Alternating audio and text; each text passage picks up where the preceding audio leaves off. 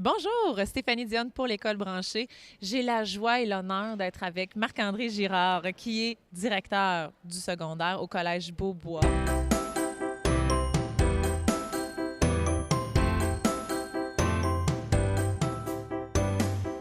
Bonjour.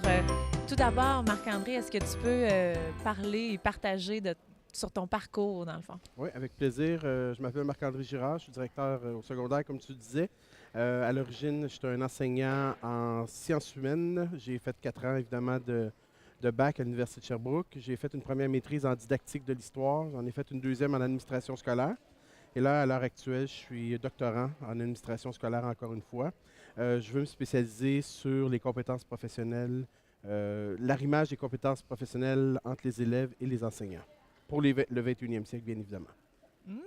OK, très intéressant. Parle-nous donc de ces compétences-là, justement, du 21e Ben, siècle. c'est quelque chose de très large. Là, présentement, on est en train de préciser de quoi il s'agit. Dans le Canada anglais puis aux États-Unis, on parle souvent des 5 C, collaboration, création, créativité, etc. Mais depuis quelques années, Margarida Romero à l'Université Laval a fait un référentiel vraiment plus, je dirais, plus ciblé sur les compétences du 21e siècle en mettant l'accent sur la pensée informatique chez les élèves, sur la créativité, la collaboration. Et OK. puis aussi l'importance de la co-création, donc de créer, mais en collaboration. Donc les deux ensemble, cet amalgame-là. Et puis moi, je me suis posé cette question-là, de dire comment on fait pour développer ça chez les élèves quand les enseignants eux-mêmes ne sont pas tout à fait familiers avec ça. Parce Avec que la avec la co-création, là. co-création, mais aussi OK. que la collaboration, puis la créativité, c'est quelque chose. Les enseignants sont tous créatifs, les enseignants Ouais. collaborent tout, mais de façon informelle. Mais comment le rendre nécessaire et comme une condition incontournable pour un succès, le succès scolaire de nos élèves, mais le succès organisationnel de l'école? Comment est-ce que l'école peut rouler à partir de ça? Moi, c'est ça qui m'intéresse.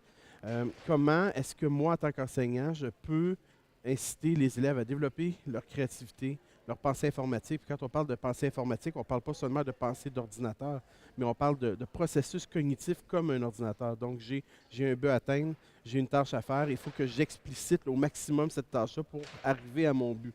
Ça, c'est la OK. pensée informatique. Donc, c'est comment penser dans sa tête comme un ordinateur. Et OK. quand il y a quelque chose qui ne fonctionne pas, mais ça veut dire que dans ma tête, dans mon schéma de pensée, il y a quelque chose qui est accroché et je dois le refaire.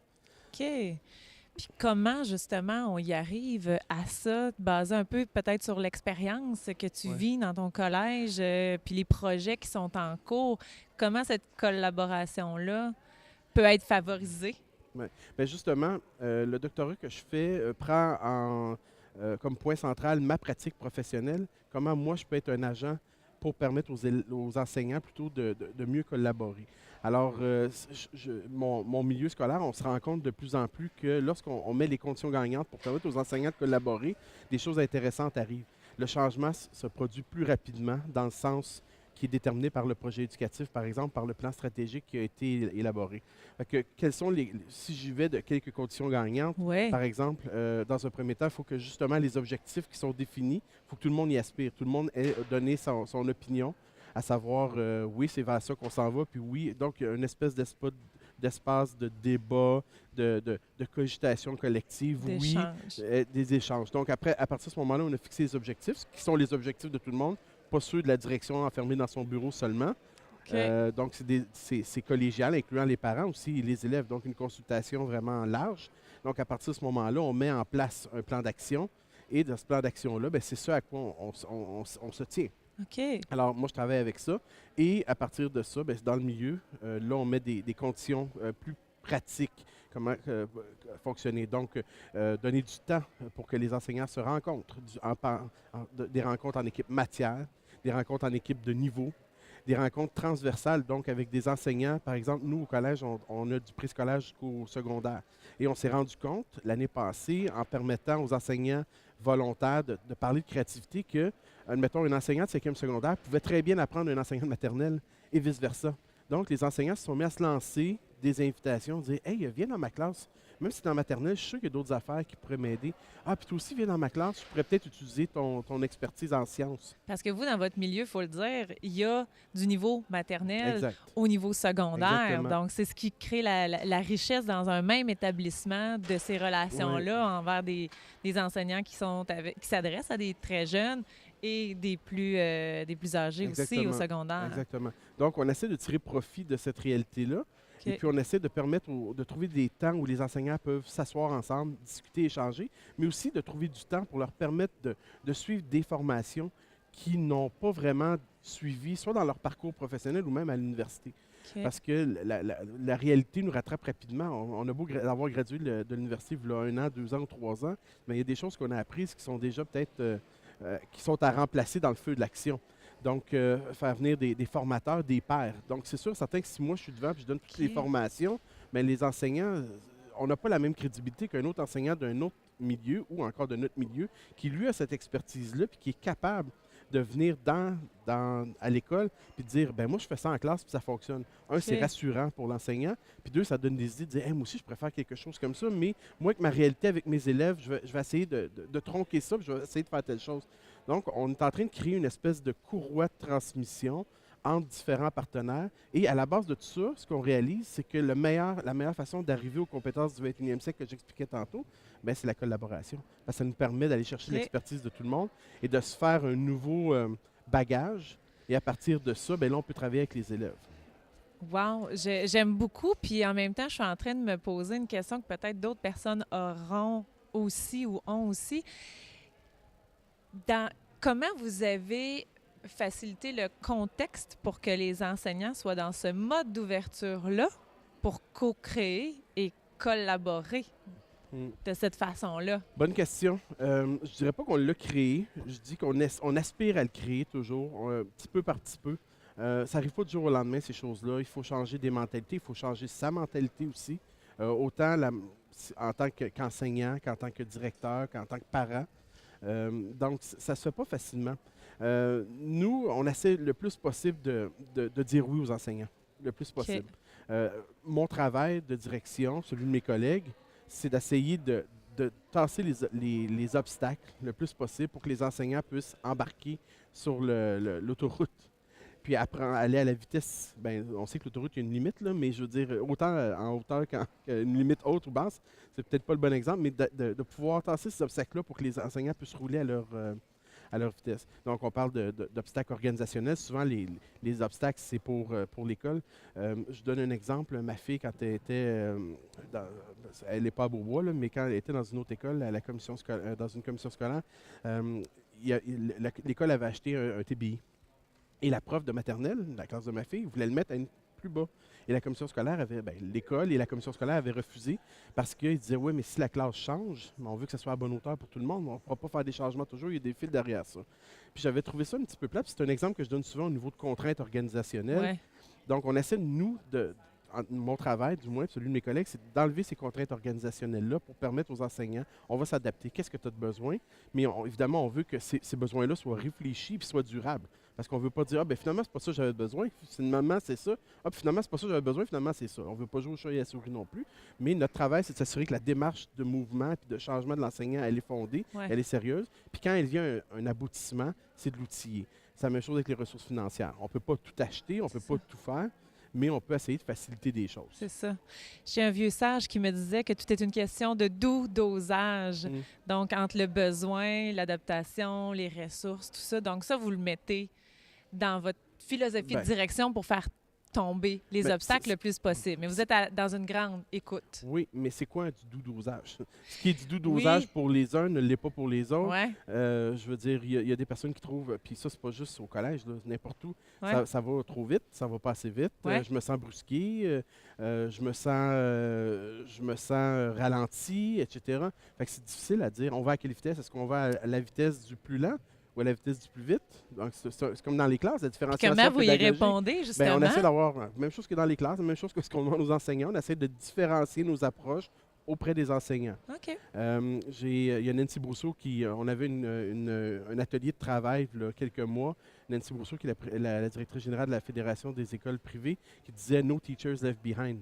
Tu sais? Ouais. Fait que, comme pour paraphraser un peu aux États-Unis, mais des fois, ben, il faut peut-être lâcher des profs pour aller vers d'autres profs. Puis des fois, ben, après ça, pendant que ces profs-là reprennent leur élan, mais là, après ça, il faut aller chercher les autres et essayer de leur donner un petit peu de momentum. Mais c'est sûr qu'on ne peut pas prendre tout le monde par la main. Puis même si on les prenait par la main, les profs ont leur autonomie, c'est pas ça qu'ils veulent. Ils veulent pas quelqu'un qui les pousse, ils veulent pas quelqu'un qui les tire, ils veulent avancer à leur... Fait que c'est toute une question stratégique, mais je pense qu'à la base, c'est de leur faire miroiter, comprendre qu'est-ce qu'ils ont à gagner, qu'est-ce que leurs élèves ont à gagner dans tout ça. Parce que tous les enseignants qui sont là veulent faire du bon travail. Il n'y a personne qui se dit, moi, je m'en viens ici pour pendant 35 ans, puis je veux mes 2 mois d'été. Tu sais, il n'y a personne qui pense comme ça. Mais maintenant, c'est leur faire miroiter quels sont les gains. Qu'est-ce que je vais changer, mais qu'est-ce que ça va me donner? Qu'est-ce que ça va donner aux élèves? Puis faciliter leur démarche aussi comme direction. OK. Puis peut-être, avant de conclure, quel serait le message que tu souhaites porter aux enseignants et aux directions d'école? Peut-être que c'est un message qui est différent pour les sensibiliser à être dans ce mode-là, d'aller vers l'avant quand on parle de compétences du 21e siècle. Là, donc c'est... Bien, mon message, c'est un message de leadership. Qu'est-ce qu'on veut comme cohorte d'élèves qui va quitter notre école pour aller éventuellement en tant que citoyen, comme travailleur, etc. On veut des élèves qui ont du leadership. On veut des élèves qui sont capables de s'adapter, d'être flexibles. Mais nous, il faut qu'on ait cette même posture-là. Ouais. Pour moi, le leadership, c'est la clé de tout ça. Parce qu'on a beau implanter les technologies, si on ne se soucie pas de la psychologie, des personnes qui vont intégrer ça, tout l'aspect du changement, on va à rien. Et puis à partir de là, ben, si on ne se soucie pas du leadership qui initie toute cette démarche-là, on n'est pas là non plus. Malheureusement, au Québec, je pense, peut-être ailleurs aussi dans le monde, on a intégré les technologies, entre autres avec l'iPad. L'iPad a défoncé les portes des écoles. Probablement qu'il est arrivé au bon moment, probablement que c'est une technologie intéressante. Et une fois que ça a été fait, là, on a dit, ouais, OK, on a peut-être été trop vite, on va se soucier un peu des profs, de leurs besoins. C'est juste un outil, l'iPad, finalement. Là, après ça, on se dit, OK, c'est bon, mais on va dans quel sens? On va dans quelle direction? Fait que ça prend du leadership. Alors, pour moi, le message que j'ai donné, c'est la base de tout ça, c'est le leadership. Et ce qu'il faut, c'est toujours élever les pratiques et non pas les abaisser.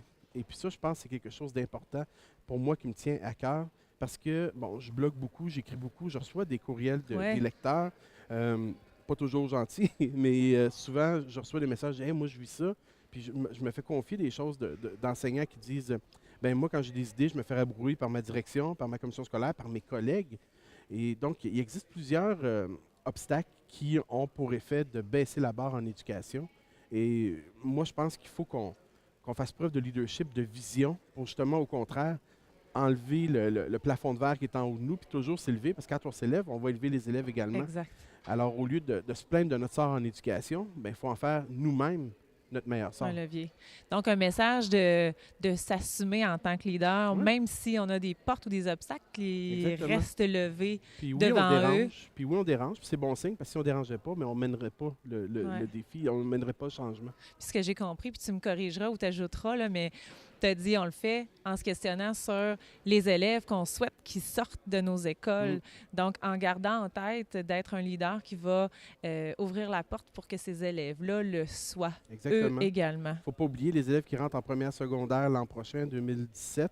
C'est des élèves qui, 10 ans plus tard, vont sortir de l'université en 2027. C'est des élèves qui vont travailler jusqu'en 2060 environ.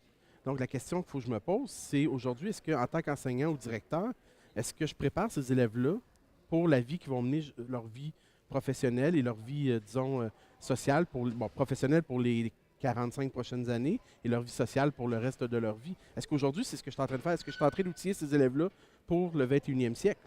Et malheureusement, dans trop d'écoles, la réponse est non. OK. Bien, merci. Puis en même temps, je veux ouvrir la porte pour ceux qui veulent continuer de s'abreuver de tes expériences, de celles de ton collège. Je pense qu'on peut effectivement lire ton livre. Rappelle-nous le titre, s'il te plaît. Le changement en milieu scolaire québécois. Vous pouvez également me suivre sur mon blog, mon feed Twitter. Je suis assez actif. L'adresse du blog, c'est? emmagirard.com. MAGIRARD. Et sur Twitter? @emmagirard. Emma Girard. Merci beaucoup, Merci. Marc-André Girard. Merci.